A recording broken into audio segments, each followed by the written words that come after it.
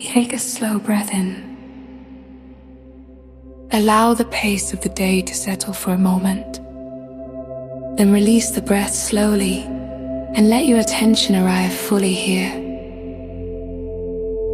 Now imagine yourself walking into an investor meeting.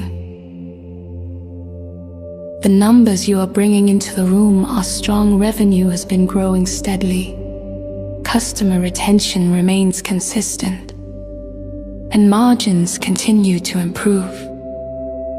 The projections you prepared reflect real performance. So you enter the room knowing the data supports the story you are about to explain. The meeting begins in a familiar rhythm. Investors ask about the product first, then move into traction and market positioning. Because you prepared carefully, your answers come naturally, and the conversation progresses smoothly. Then one of the investors leans forward and asks a different kind of question. What happens if growth slows next quarter?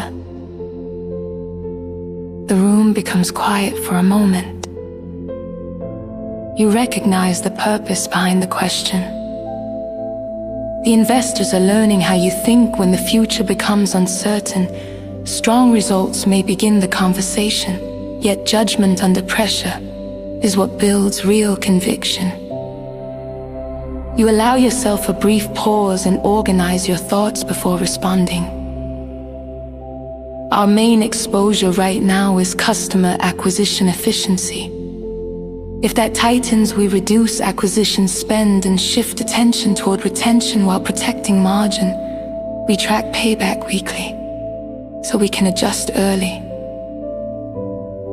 The explanation brings structure to the conversation. Everyone in the room now understands the risk, the signal that would reveal it, and the adjustment the company would make if conditions change. Another investor follows with a second question.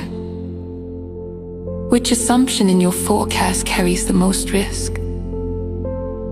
You take a moment to consider the question and then answer directly.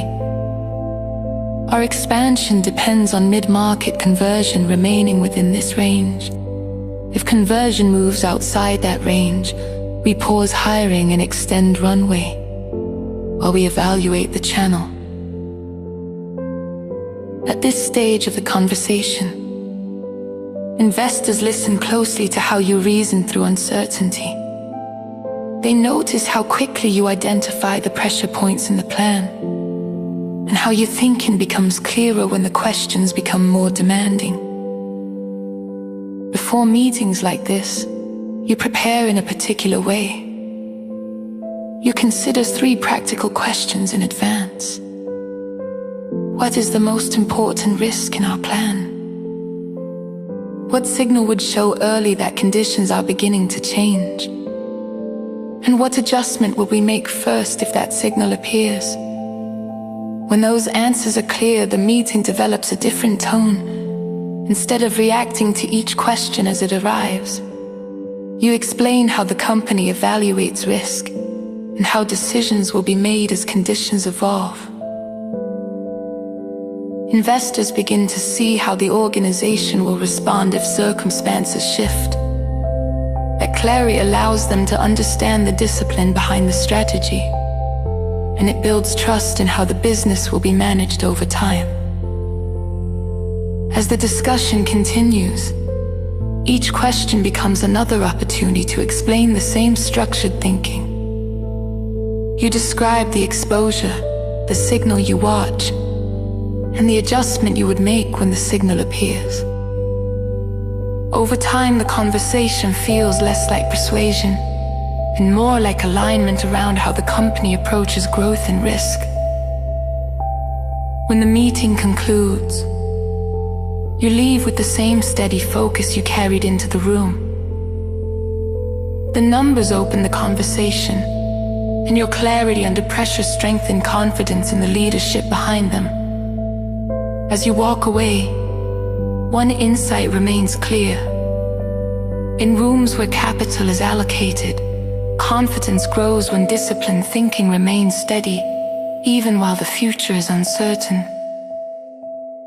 You move forward composed and deliberate, ready to lead the next decision with the same clarity that guided this one.